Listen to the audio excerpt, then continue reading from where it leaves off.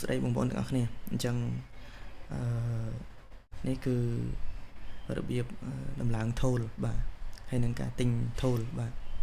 អញ្ចឹងជំហានដំបូងគឺយើងត្រូវ join ក្នុង group នេះសិនណាបាទពេលដែល join ហើយគឺយើងចូលមកក្នុង group ហ្នឹងបាទក្នុង group ហ្នឹងហើយយើងចូលជំហានដំបូងគឺយើងចូលបន្ទាប់ទៀតយើងចូលមកកន្លែង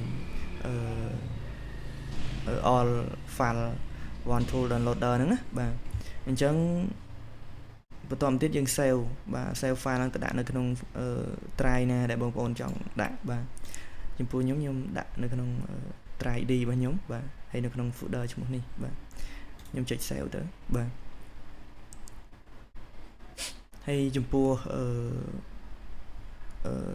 link ក្រុមនេះបាទខ្ញុំនឹងដាក់នៅក្នុងdescription video ឬក៏តាមរយៈ bio TikTok ឬក៏ description នៅក្នុង Facebook YouTube បាទបងប្អូនអាចចូលមើលទៅមាន link នៅក្នុងហ្នឹងហើយបាទអូខេអញ្ចឹង file នេះបានពេញហើយបាទបន្ទាប់ពីពេញហើយយើងអាចចុច solve folder នៅហ្នឹងក៏បានឬក៏ចូលទៅ folder ដែលយើងបានdownload មកហ្នឹងបាទហើយបន្តមកទៀតយើងពលា file របស់យើងបាទ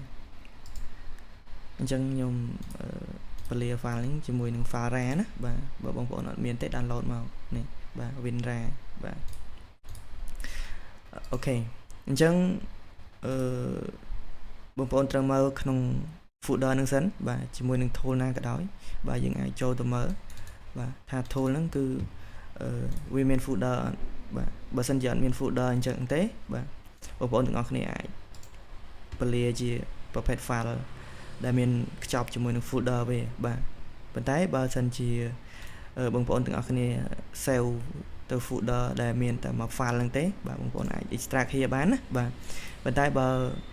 ពលាដាក់នៅលើ desktop អីបងប្អូន extract here ទៅ file ហ្នឹងបែកខ្ញាយវិញហ្នឹងបាទនេះ file ខាងនេះបាទគឺវាបែកខ្ញាយអញ្ចឹងយើងអាចពលាជាប្រភេទextract here បានទេបាទប៉ុន្តែដោយសារតែខ្ញុំតឡើងខ្ញុំបានបង្កើត folder ហើយអញ្ចឹងខ្ញុំ extract here បាទអូខេជំហានបន្ទាប់ទៀតគឺយើងបើក tool បាទចុច2ដងលើវាទៅអញ្ចឹងបើសិនជាមាន key ដាក់ key ចូលមកណាបាទបើអត់មាន key ទេគឺយើងចុចទិញបាទទិញ buy now បាទចុច buy now ហ្នឹងមកហើយជ្រើសរើស select យកខែបាទបងប្អូនចង់បានប៉ុន្មានខែ select យកប៉ុណ្ណឹងណាបាទឥឡូវខ្ញុំយកតែមួយខែទេបាទហើយខ្ញុំចុចshow QR code បាទហើយយើង scan ជាមួយធនាគារណាក៏បានដែរបាទប៉ុន្តែ ABA ដូចជាមានបញ្ហាយ៉ាងម៉េចទេបាទឥឡូវខ្ញុំជ្រើសរើសយកធនាគារ ICDDA បាទដើម្បី scan